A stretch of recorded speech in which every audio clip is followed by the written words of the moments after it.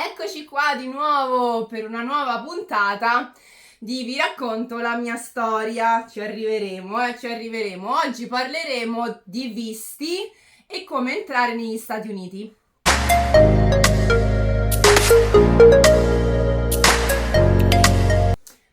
Allora, visti, ci sono tantissimi visti, una marea di visti per entrare negli Stati Uniti. Non è facile, però è possibile, come ogni cosa, e la mia maglietta qua lo dice. Ora, siccome ho ricevuto tantissime domande di come ti sei trasferita, come hai fatto, che cosa bisogna fare, per quanto tempo, ma puoi lavorare, non lavori, e come ti fai a mantenere, oggi ho deciso di raccontarvelo qui in questo video. Io vi dirò la mia esperienza. Sono entrata negli Stati Uniti, più specificamente a San Diego, California. Primo perché la amo, è bellissima e c'è sempre il sole, io odio il freddo, è vicino al mare, quindi sono venuta in vacanza prima del trasloco per studiare il territorio e ho fatto tantissime conoscenze. Le conoscenze che ho fatto erano appunto mirate a capire come potessi trasferirmi qua, come tanti altri ragazzi italiani che lavoravano nei ristoranti o in altri negozi. Una volta che mi sono informata, poi loro mi hanno detto di cercare un'università, una scuola, ovviamente qui a San Diego, e c'è una scuola che accetta tutti, diciamo, gli stranieri che vogliono studiare negli Stati Uniti. E sono andata fisicamente a quella scuola per chiedere altre informazioni, perché poi bisogna dare informazioni della scuola, perché sul visto studentesco, che poi verrà allegato al passaporto, ci sono tutti i dati della scuola, il tuo nome e cognome, che ti sei iscritto. Quindi bisogna andare alla scuola, prendere più informazioni possibili. Se ti piace l'idea di iscriverti all'università e ci sono studi di tuo interesse, ti consiglio di farlo. Una volta che ti sei iscritta all'università e hai iniziato a pagare le fee e loro ti danno variati documenti e applicazioni che tu dovrai compilare. Una volta che ti sei iscritto all'università ed è tutto regolare, sei già a cavallo. Quando sono tornata a Roma sono dovuta andare all'ambasciata americana. Però aspetta, come si fa ad andare all'ambasciata americana? Vai sul sito governativo americano, complila l'applicazione per ottenere il visto studentesco. Il visto studentesco si chiama F1 I-20. Qui compili l'applicazione, ovviamente loro vogliono sapere anche i dati della scuola, è per questo che devi farlo, è la cosa più importante che devi fare prima di tutto. Cerca la scuola che si adatta per te e inizia a prendere informazioni. Poi potrai prendere un appuntamento per un colloquio. Quindi sempre sul sito dell'ambasciata ci sono orari e giorni a loro disponibili, tu scegli quello che è più disponibile per te. Una volta che prendi appuntamento per il colloquio all'ambasciata americana, loro ti manderanno un'email di conferma. Però aspetta!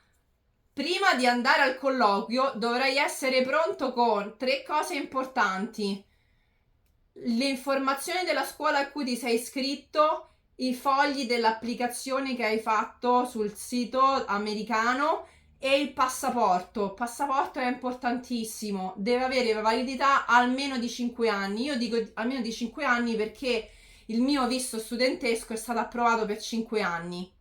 Quindi un minimo di 5 anni. Se non lo è, per favore rinnovalo, perché è veramente importante. Una volta che sarai qua negli Stati Uniti è il tuo ID, è il tuo documento di riconoscimento e lo chiedono per qualsiasi cosa, pure nei ristoranti. Quindi queste 3 cose importanti: andare alla scuola e avere tutte le documentazioni, perché andranno portate poi al colloquio all'ambasciata, passaporto e applicazione per la F1. Una volta che è arrivato il giorno del tuo appuntamento per il tuo colloquio, armati di tanta pazienza e positività. Loro ti chiederanno queste 3 cose importanti, quindi tu sarai già super pronto, e poi ti faranno le classiche domande di ricerca per capire per quale motivo tu vuoi andare in America. E inoltre ti diranno che tu non puoi lavorare in America, quindi come ti fai a sostenere? Un'altra cosa che dovrai dimostrare è il tuo conto bancario. Quindi se non hai un conto bancario abbastanza importante da poterti sostenere negli Stati Uniti by yourself, puoi dimostrare il conto bancario dei tuoi genitori o della tua famiglia che ti possano quindi supportare, e loro lo accettano. Quindi molto molto importante è avere dei soldi da parte. Lo so che è difficile, ma ce la possiamo fare. Se tu veramente vuoi trasferirti negli Stati Uniti, spero che questo video ti possa aiutare. Inizia a mettere un po' di soldi da parte. Perché? Perché con il visto studentesco non è previsto che tu possa lavorare. Per loro tu ti trasferisci negli Stati Uniti solo per studiare, perché magari ci sono degli studi specifici che non puoi fare nel tuo paese, o semplicemente perché vuoi imparare la lingua, vuoi imparare la cultura. Quindi armati anche di tanta fantasia quando risponderai alle domande, perché loro vogliono sapere tutti i minimi dettagli. Perché ti vuoi trasferire? Sei sicuro che non vuoi vivere negli Stati Uniti? Cioè, loro ti chiedono se tu lo fai perché vuoi rimanere negli Stati Uniti. Questa cosa non è prevista, quindi mi raccomando, rispondi in maniera logica, in maniera pensata alle loro domande. Visto studentesco non prevede che tu ti possa permanentemente trasferire negli Stati Uniti, ma è veramente soltanto per un periodo limitato, che è quello degli studi. Una volta che hai finito di studiare e preso la tua laurea, arrivederci e grazie, loro ti rimandano nel tuo paese, a meno che non rimani e lo farai illegalmente, ma questa è una scelta personale. Io ovviamente non lo sto facendo, non correrei mai il rischio. Se tu rimani illegale negli Stati Uniti, lo puoi fare, nessuno ti dice niente, ma se poi vuoi uscire dagli Stati Uniti non potrai più rientrare per almeno 10 anni. E se ti beccano che stai lavorando illegalmente, ti portano in galera. Un pochino di rischio c'è, quindi io non lo farei, ma questa again è una scelta personale. Quindi queste sono le prerogative per un visto studentesco. Facciamo un summary. Passaporto importantissimo, applicazione per la F1, applicazione per l'università o scuola, conto bancario. Poi andrai a fare la tua interview all'ambasciata americana. Lascerai il passaporto a loro, perché poi se accettano la tua applicazione e ti daranno il visto studentesco, questo visto andrà allegato al passaporto. È veramente come uno sticker che sta sul tuo passaporto, e quindi dove ci sarà scritto quale scuola andrai, perché tu appunto hai dato le informazioni, quindi saranno sul passaporto e non potrai mai più cambiare la scuola, perché il visto F1 è stato emanato per frequentare quella specifica scuola. A meno che tu non voglia cambiare scuola, allora dovrai tornare in Italia, all'ambasciata americana, e ripetere tutto l'itinerario per cambiare la scuola. Un'altra cosa importante che ho dimenticato prima di dire, ma che potete fare molto facilmente, ricordati di portargli almeno 2 fototessera, perché andrà sul visto studentesco. Quindi portate anche le vostre fototessera, come quelle che sono sul passaporto, esattamente le stesse. Quindi devi frequentare la scuola, non c'è tantissima libertà, se vuoi fare delle vacanze extra o visitare diversi stati o addirittura uscire fuori dal paese magari per andare a trovare la tua famiglia, allora devi fare richiesta tramite la scuola, devi chiedere il permesso e loro lo devono approvare, perché ogni volta che tu uscirai dagli Stati Uniti ti devono dare questo foglio che è l'F1.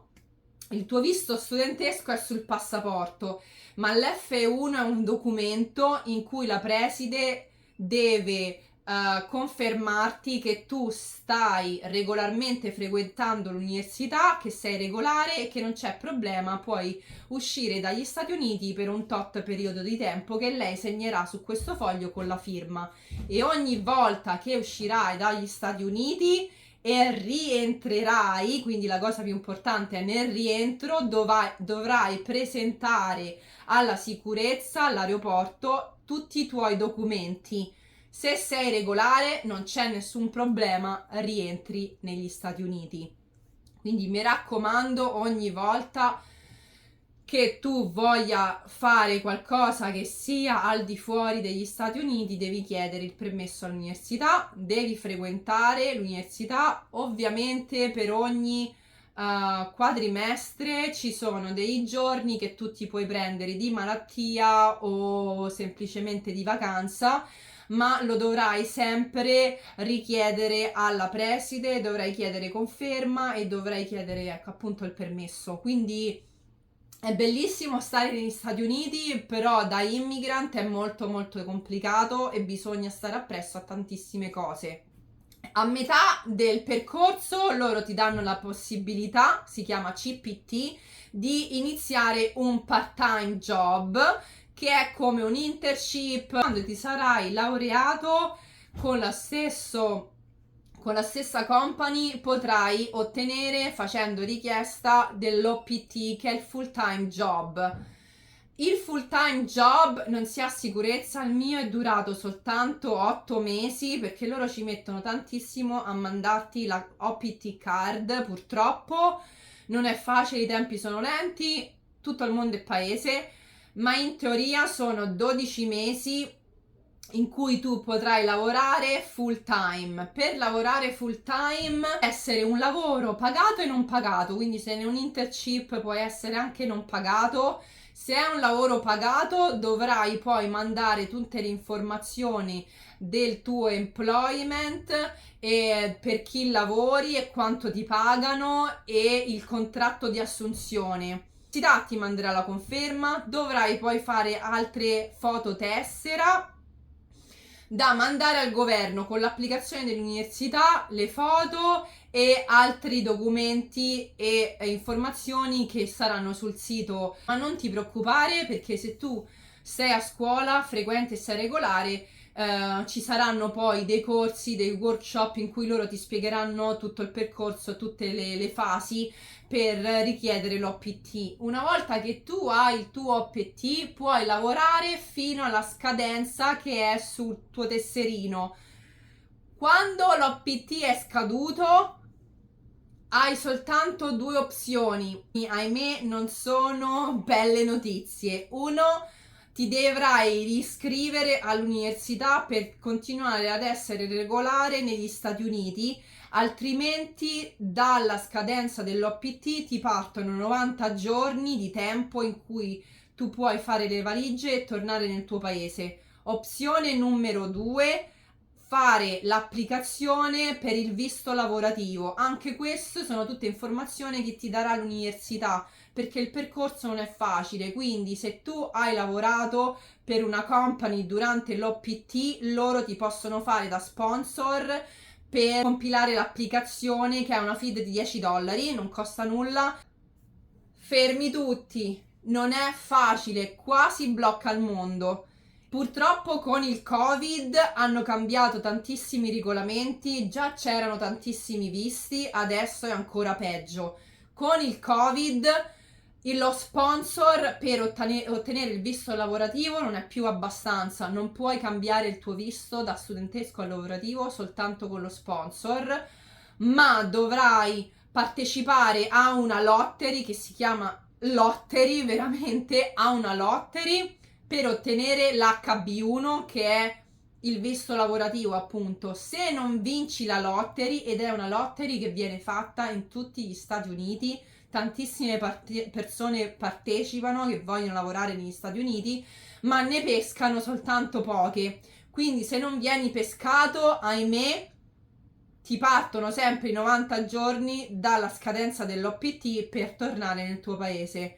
Non puoi rimanere legalmente negli Stati Uniti perché tu sei di base uno studente, hai finito i tuoi studi, uguale, adesso puoi tornare a casa, non c'è più motivo per loro che tu rimanga qui. Se vinci il visto lavorativo, oh my god, I'm so happy for you, really. Se vinci il visto lavorativo, allora dovrai fare tutt'altro un itinerario che purtroppo non ne so tantissimo perché, vi ripeto, non l'ho vinto, ma ho un avvocato di immigrazione che ti possa aiutare nel fare le applicazioni per il visto lavorativo e tutti i procedimenti, perché ci sarebbe tanto da studiare. Avvocato di immigrazione sicuramente ti aiuterà, ma dovrai pagarlo, quindi bisognerà pagare la tassa per l'applicazione del visto lavorativo più il tuo avvocato di immigrazione. Ciò non toglie che tu lo possa fare benissimo da solo, non hai bisogno di un avvocato di immigrazione, ma ti dovrai mettere l'anima in pace e a tavolino a studiare tutti i procedimenti che devi fare. Questo visto lavorativo di base dura 3 anni. Dopo 3 anni lo potrai rinnovare per altri 3 anni, quindi hai 6 anni di lavoro regolare negli Stati Uniti, ma non è così facile perché il visto lavorativo è stato fatto dal tuo employer e tu hai dato tutti i dati del tuo lavoro. Quindi se vorrai cambiare lavoro durante i 3 anni o durante i 6 anni, dovrai ricominciare da capo e richiedere un altro visto lavorativo. Però I'm not sure perché non sono arrivata così lontano. Quello che so è che, come per il visto studentesco, tu avevi la scuola specifica che dovevi frequentare, per il visto lavorativo è la stessa cosa. Se lavori per quella company, dovrai lavorare per quella company a San Diego o wherever you decided to go. Quindi se vuoi cambiare stato, dovrai cambiare il visto e cambiare il lavoro. Purtroppo per noi immigrant non è facile vivere e lavorare negli Stati Uniti. Opzione numero 3, fai l'applicazione gratuita, fai la lottery gratuita per la green card. Ho conosciuto tantissime persone che hanno vinto la green card, potrai benissimo lavorare qua e dopo 5 anni che hai la green card puoi anche fare un interview per la cittadinanza. Una volta diventato cittadino americano sei completamente libero come normale cittadino americano. Opzione numero 4 è negli anni in cui tu sarai negli Stati Uniti come studente, potrai sempre magari trovare l'amore, fidanzarti e c'è un visto che si chiama appunto visto fiancé e poi eventualmente sposarti e ottenere la green card tramite il matrimonio con un americano. Queste sono le varie opzioni e se dopo tutto ciò sei ancora interessato a trasferirti negli Stati Uniti, lo spero per te, perché io qua ho avuto delle esperienze meravigliose, sia belle che brutte, ma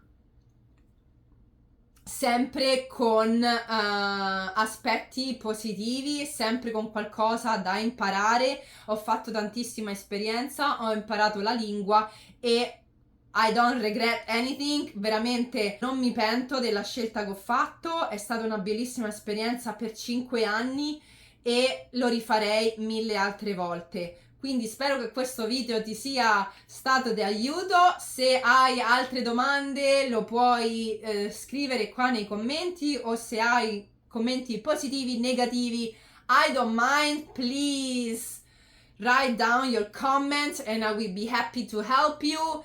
E sarei veramente veramente contenta e curiosa di leggere i tuoi commenti. Grazie e a presto alla nostra prossima puntata.